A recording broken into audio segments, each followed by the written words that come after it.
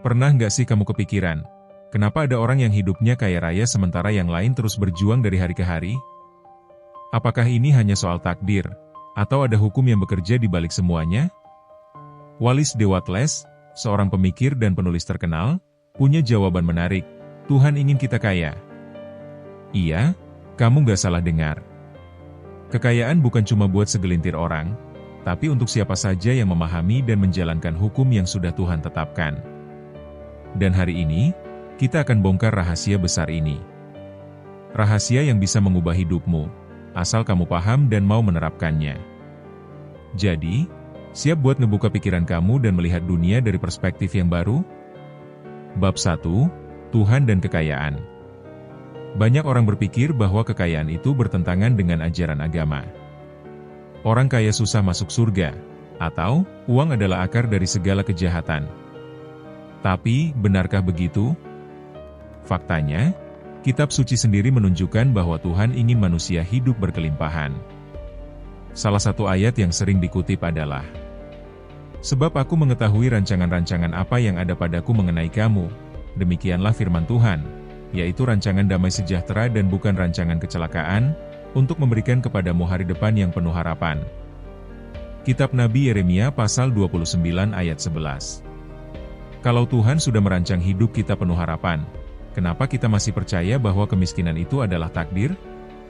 Wallace Wattles berkata, kekayaan bukan tentang keserakahan, tapi tentang memenuhi potensi kita. Bagaimana kita bisa membantu orang lain kalau kita sendiri kekurangan? Jadi, sudah saatnya kita ubah pola pikir kita tentang uang dan kekayaan. Banyak orang hidup dengan keyakinan bahwa kekayaan itu buruk.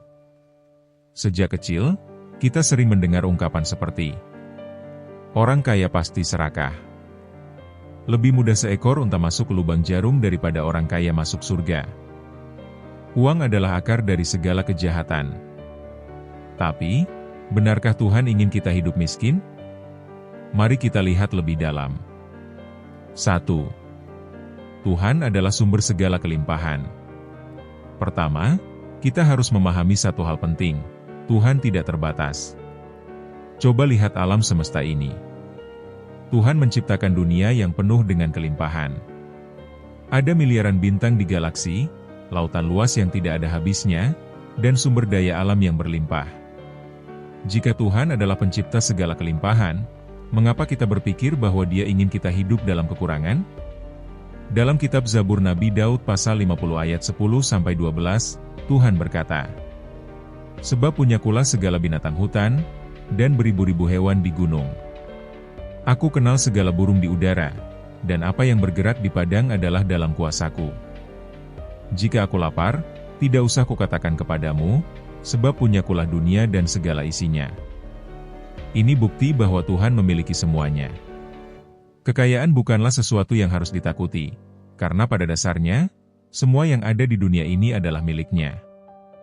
2. Kemiskinan bukanlah rencana Tuhan. Banyak orang salah memahami ayat-ayat kitab suci tentang kekayaan dan kemiskinan.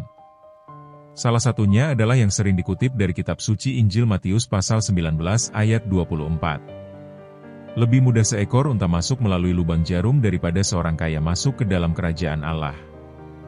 Ayat ini sering dijadikan alasan untuk menolak kekayaan. Tapi sebenarnya, konteks ayat ini bukan soal melarang seseorang menjadi kaya, melainkan tentang sikap hati terhadap kekayaan. Jika seseorang lebih mencintai uang daripada Tuhan, maka uang bisa menjadi berhala. Tapi ini bukan berarti uang itu sendiri buruk. Sebaliknya, kitab suci justru penuh dengan janji tentang kelimpahan bagi mereka yang hidup dalam kebenaran.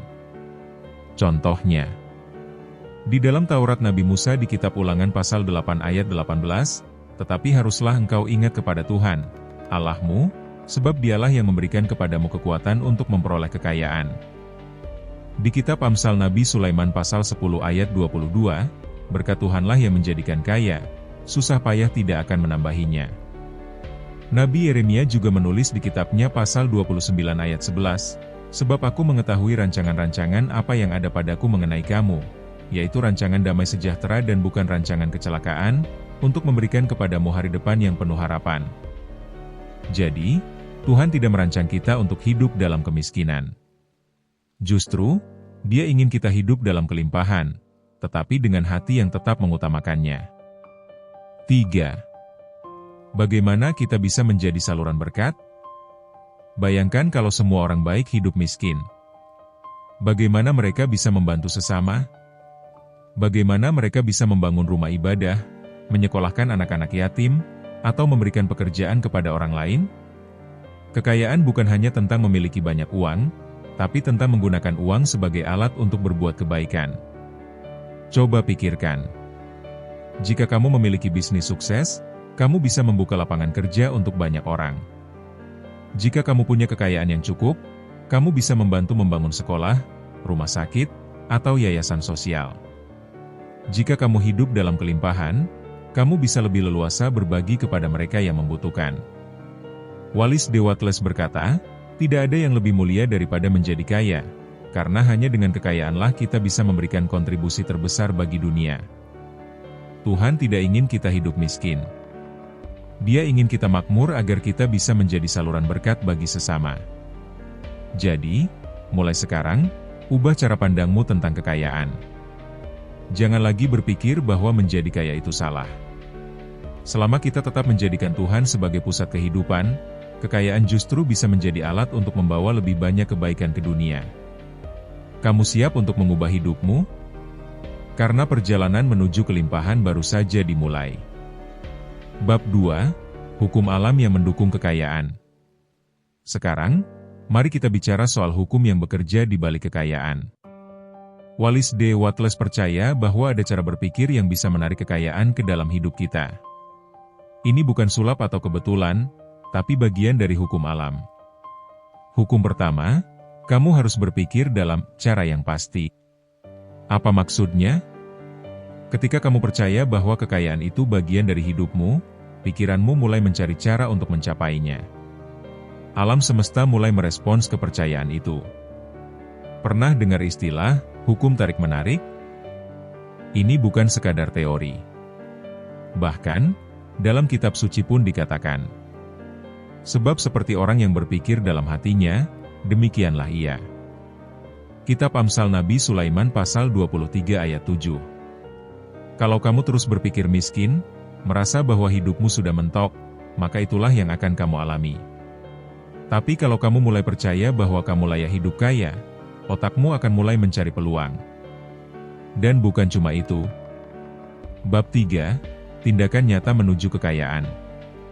Percaya saja nggak cukup. Banyak orang baca buku motivasi, nonton video inspiratif, tapi tetap nggak kemana-mana. Kenapa? Karena mereka tidak bertindak. Wallace de Wattles bilang, setiap orang yang ingin kaya harus mulai bertindak dalam cara yang pasti. Ini artinya, 1. Lakukan yang terbaik dalam pekerjaanmu sekarang. Kalau kamu masih kerja kantoran, jadilah pegawai terbaik. Kalau kamu bisnis, berikan pelayanan terbaik. 2. Cari cara untuk memberikan lebih banyak nilai. Orang kaya bukan mereka yang sekadar bekerja keras, tapi yang bisa memberikan nilai besar ke dunia. 3. Jangan tunggu waktu yang tepat. Banyak orang menunda karena merasa belum siap. Tapi faktanya, waktu terbaik untuk memulai adalah sekarang. Pikirkan ini, kalau Tuhan sudah membuka jalan, kenapa kamu masih ragu untuk melangkah? Bab 4, Mengatasi Rasa Takut dan Keraguan. Satu hal yang sering jadi penghalang terbesar, rasa takut. Gimana kalau gagal? Gimana kalau aku nggak cukup pintar? Gimana kalau orang lain menganggap aku serakah? Tapi ingat ini baik-baik, ketakutan hanya ada di pikiranmu.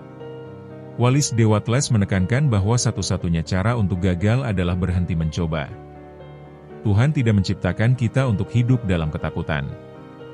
Dalam kitab suci juga dikatakan, sebab Allah memberikan kepada kita bukan roh ketakutan, melainkan roh yang membangkitkan kekuatan, kasih, dan ketertiban. Ini tertulis dalam 2 Timotius pasal 1 ayat 7. Jadi, kalau kamu merasa takut, tanyakan ini ke dirimu. Apakah ini ketakutan yang nyata, atau hanya ilusi dalam pikiran? Nah, sekarang kamu sudah tahu bahwa Tuhan ingin kita kaya. Kekayaan bukan sekadar angka di rekening, tapi tentang hidup dalam kelimpahan dan bisa memberi dampak bagi dunia. Sekarang pertanyaannya, apa langkah pertamamu setelah ini? Jangan cuma jadi penonton. Ambil keputusan untuk mengubah cara berpikirmu tentang kekayaan, mulai bertindak dengan cara yang benar, dan percaya bahwa Tuhan sudah menyediakan jalan untukmu. Kalau kamu suka pembahasan seperti ini, pastikan kamu like video ini, bagikan ke teman yang membutuhkan dan subscribe biar kamu terus mendapatkan update video berikutnya tentang rahasia keajaiban dan hukum tarik-menarik. Dengarkan video ini berulang-ulang untuk hasil maksimal.